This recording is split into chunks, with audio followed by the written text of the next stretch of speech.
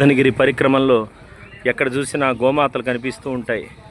బృందావనంలో ఎక్కడ చూసినా గోమాతలు కనిపిస్తుంటాయి. గోవిందుడైన శ్రీకృష్ణుడికి గోమాతలు అంటే ఎంతో ప్రాణం.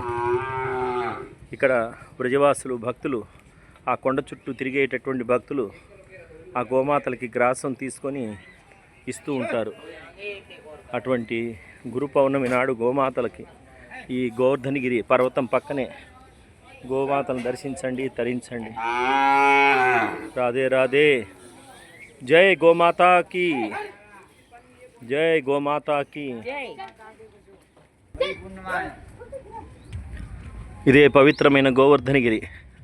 చూడండి, ఎక్కడ చూసినా గోమాతలు దర్శనమిస్తున్నాయి. రాధే రాధే.